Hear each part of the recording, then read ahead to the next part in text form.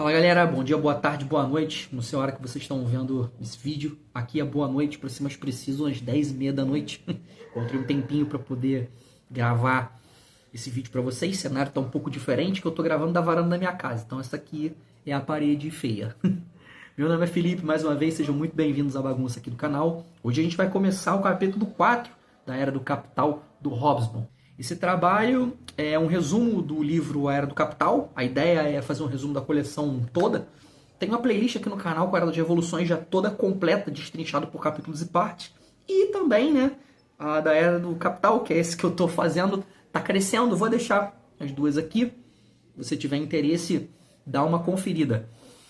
No vídeo de hoje nós vamos ver os seguintes temas: a expansão econômica e estabilidade nas décadas de 1850, nas décadas foi terrível, na década de 1850, problemas políticos e conflitos na Europa, manutenção do controle político e concessões, e liderança e unificações da Europa. A dinâmica aqui é bem simples, né? O resumo vai ficar na tela, eu vou fazer uma leitura dinâmica desse resumo para poder ajudar vocês a fixar o conhecimento e trocar uma ideia a respeito dos assuntos, né, que a gente vai ver nesse vídeo. Desculpa eu estar um pouco acelerado, né, como eu falei, é 10h30 da noite.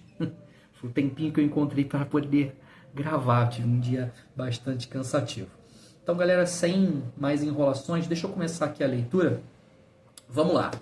Nos anos de 1850, o mundo ele passou por um grande crescimento econômico, o que ajudou a criar, né, bases para a economia industrial e global que a gente conhece hoje, né, nesse período. Os líderes europeus eles se sentiram mais tranquilos porque os problemas sociais e políticos que tinham causado tanta confusão nas revoluções de 1848, eles estavam por um tempo mais controlados.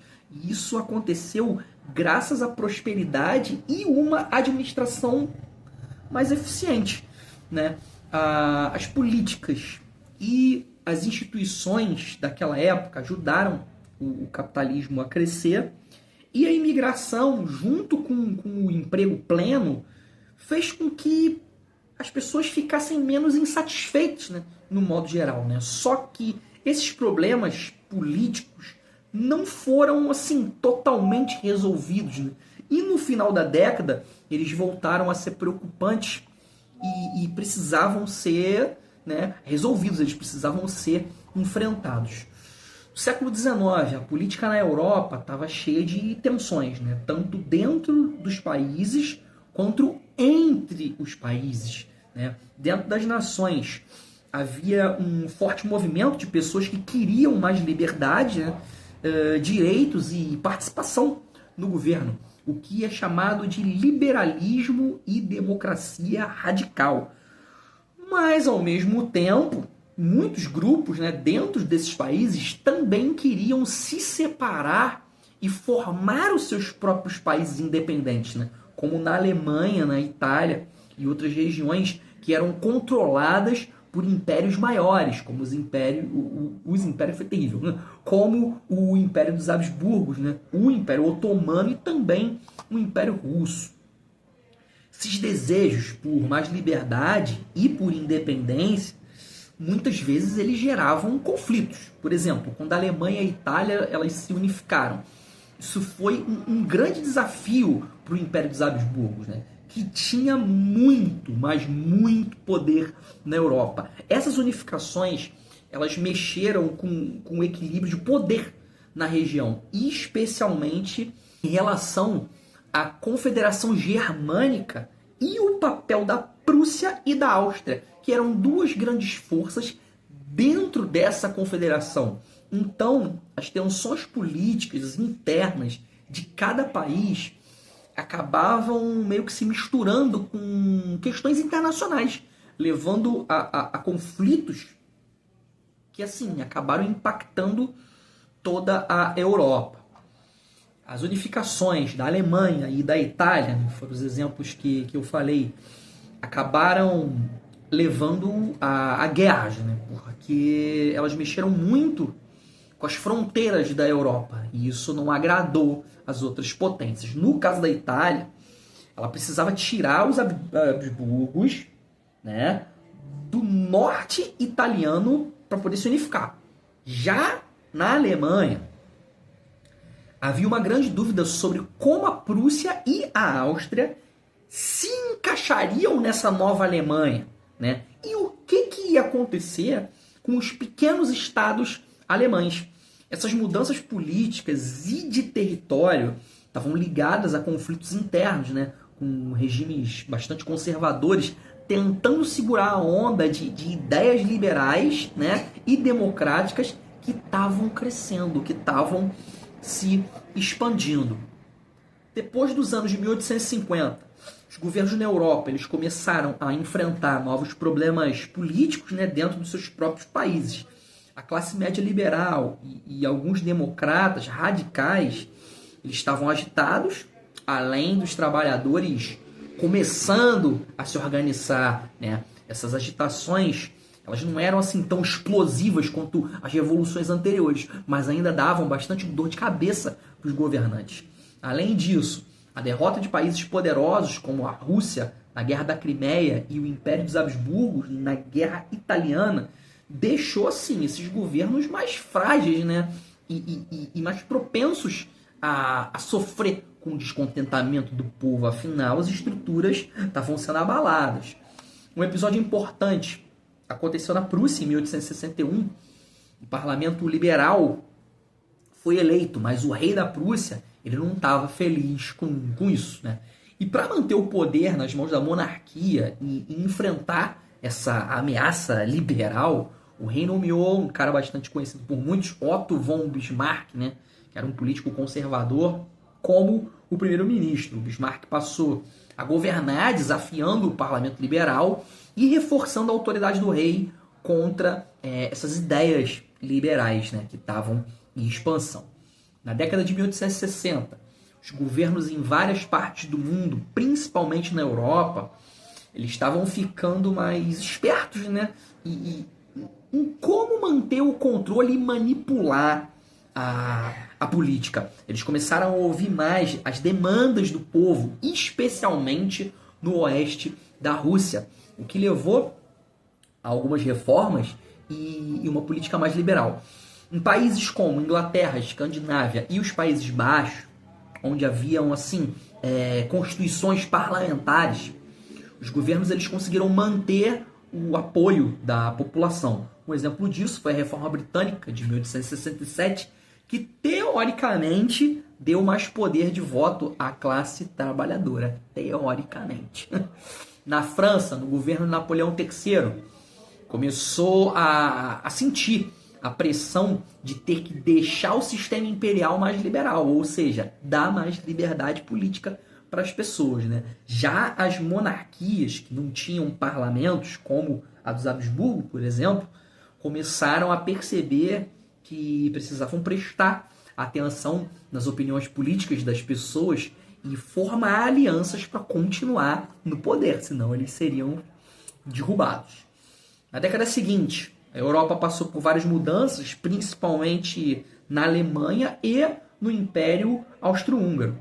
Um cara importante nesse período foi o Bismarck, né, que virou o primeiro-ministro da Prússia em 1862. Ele queria proteger a monarquia e a nobreza prussiana das ideias de liberalismo, como eu falei, e também do nacionalismo, né, que estavam surgindo na Alemanha. Mas, ao invés de lutar contra as ideias liberais, ele decidiu usar essas ideias ao seu favor, né? Esperto. Com isso, até 1871, ele se tornou o chefe do recém-criado Império Alemão. Ele conseguiu o apoio dos liberais moderados e, com a habilidade que ele tinha de se adaptar e unir diferentes grupos, ele conseguiu formar, cara, um império assim, realmente unificado, né? A capacidade dele de se ajustar às mudanças e buscar o apoio de várias frentes, né? Cara, foi essencial, né? Tanto para o Bismarck quanto para os demais líderes da época, né? Essa habilidade política de ser esguio, do saber fazer a política. Na década de 1860, os líderes tiveram que lidar com três coisas importantes.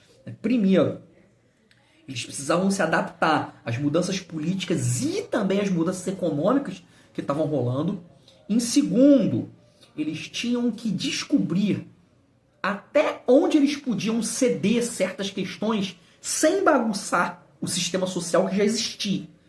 E por último, né, em terceiro, eles precisavam ter sorte, galera. É meio louco dizer isso, mas sim, eles precisavam ter sorte e ser bastante proativos ao tomar decisões, né, mantendo o controle da situação. Olha o rolê que esses caras precisavam ter para poder manter o controle. Não era fácil, né? Figuras famosas, né, como o Bismarck na Prússia e o Cavour na Itália, além dos líderes da Inglaterra, né, eles conseguiram misturar bem o controle político, a diplomacia e a habilidade de se adaptar às mudanças. Isso foi essencial para garantir, né, que os governos deles se mantivessem estáveis. O segredo do sucesso desses líderes foi realmente a capacidade de integrar, né, diferentes forças políticas nos seus sistemas sem deixar que essas forças diferentes tomassem o controle. Tanto o Bismarck quanto o Cavour eram contra revoluções, mas eles eram bastante espertos, né, em seguir e também implementar programas políticos, o que ajudou a manter a unidade dos seus países e o controle político nas mãos deles, né? Esses dois, Bismarck e o Cavour, eles eram líderes que tinham grandes desafios, né, tanto na política interna quanto nas externas. Bismarck, por exemplo, ele estava focado em unificar a Alemanha sob o controle da Prússia. Para fazer isso, ele precisou derrotar a Áustria em algumas guerras rápidas, como as de 1864 e 1866, para tirar a Áustria do caminho, né? Depois disso, ele ajudou a criar uma certa autonomia para a Hungria dentro do Império dos Habsburgos, né, que era dominado pela Áustria, garantindo que a Áustria ficasse estável, né, e não tentasse se unir à Alemanha.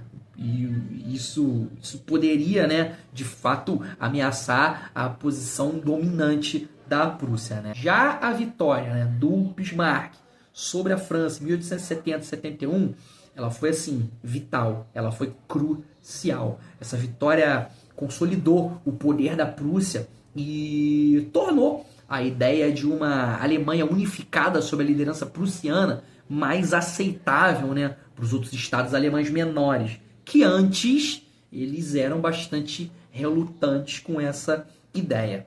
Cavour era um cara muito esperto também, né? Ele queria unificar a Itália, mas ele sabia que não podia fazer isso sozinho. Então ele pediu a ajuda da França para poder expulsar os austríacos, que controlavam partes importantes do norte da Itália. Isso deu certo, mas as coisas ficaram mais complicadas quando a unificação da Itália começou a acontecer mais rápido e de forma mais ampla do que ele imaginava. A parada rolou mais rapidamente e certa do que estava nos planos dele. O problema maior foi que a Itália estava dividida. O norte, que estava sendo unificada pelo Cavour, e o governo do rei, e o sul, que foi conquistado pelo Giuseppe Garibaldi, né? Líder revolucionário que muita gente conhece, que viu também A Casa das Sete Mulheres, lembra do Tiago Lacerda sendo o Giuseppe Garibaldi. Sempre vem isso na minha cabeça. Cavour percebeu que para a Itália realmente se unir, ele precisava convencer o Garibaldi a entregar o controle do sul ao rei, né? Foi uma situação bastante delicada, mas o Cavour, né, com a habilidade política e diplomática, ele conseguiu persuadir o Garibaldi a ceder o poder do sul da Itália em 1860, né? E isso foi assim vital para manter a unidade da Itália e consolidar a unificação que ele tanto queria, né? Os dois, Bismarck e o Cavour, são admirados porque eles foram muito habilidosos em fazer estratégias políticas, né? Mas também eles tiveram a sorte, né? A dita sorte que eu falei há pouco tempo. Eles não enfrentaram grandes ameaças de revoltas, né, ou crises internas, e estavam lidando com uma competição intensa entre os países. Ou seja, eles conseguiram executar todas essas manobras políticas sem, de fato, enfrentar grandes revoluções ou crises. Na Alemanha e na Itália, os movimentos populares e liberais, que eram liderados por pessoas comuns, né, tentando mudanças, eles tiveram pouca influência, na verdade, né? Os líderes políticos tomavam as decisões importantes e os movimentos populares eles não conseguiam mudar muito o rumo das coisas, né? Exemplo, é o Garibaldi, que ele tentou unir o sul da Itália, mas não conseguiu criar uma república democrática. E isso mostra que mesmo com o esforço, né, das pessoas, a unificação dos países dependia mais das decisões dos líderes do que do poder popular, né? Líderes, estou dando o exemplo desses caras direto, né, mas o resumo fala muito sobre eles, o Bismarck e o Cavour. Eles conseguiram fazer mudanças importantes e até começar guerras porque tinham a situação política e social estável tanto dentro dos países, né, dos seus próprios países, quanto do resto do mundo.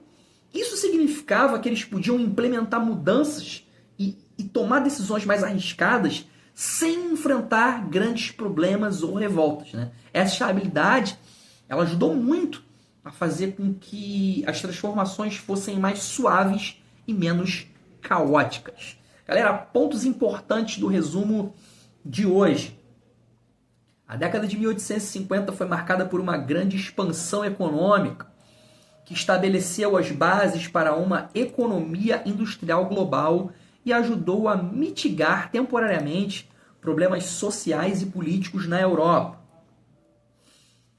Os problemas políticos na Europa do século XIX estavam profundamente ligados ao liberalismo, à democracia radical e às aspirações de autonomia nacional e independência, particularmente na Alemanha, Itália e nos impérios dos Habsburgos e Otomano. A unificação da Alemanha e da Itália envolveu inevitavelmente guerras e modificações nas fronteiras europeias, desafiando o domínio de potências como o Império dos Habsburgos. Após a década de 1850, governos europeus enfrentaram novas agitações políticas internas, especialmente de liberais, democratas radicais e movimentos operários, desafiando regimes conservadores. Os governos europeus, especialmente na Europa Ocidental, começaram a conceder algumas demandas populares, implementando reformas políticas para manter o controle e evitar revoluções. Bismarck emergiu como uma figura-chave, usando sua habilidade política para unificar a Alemanha sob a liderança da Prússia, integrando liberalismo e nacionalismo ao seu lado. Ambos os líderes usaram controle político, diplomacia e adaptabilidade para alcançar a unificação de seus países, Alemanha e Itália, mantendo estabilidade e evitando perigos revolucionários. Movimentos populares e liberais tiveram pouco impacto direto nas unificações alemã e italiana, que foram moldadas pelas decisões estratégicas de líderes como Bismarck e Cavour. Galera, esse foi o resumo da primeira parte do capítulo 4. O vídeo ficou um pouco longo, né? Esse capítulo 4 vai ser dividido em 2 vídeos, tem bastante conteúdo. Então vou ficar um pouquinho mais longo. Espero que vocês estejam gostando. Se estiver curtindo o conteúdo, deixa um like aí, ativa o sininho para receber futuras notificações. Se tiver alguma leitura complementar, cara, joga aí algum conhecimento complementar também. Se eu deixei alguma informação da obra passar batida, comenta aí também que geral sai ganhando. Beleza? Vou ficando por aqui. Um forte abraço para vocês. Valeu, falou. Até a próxima.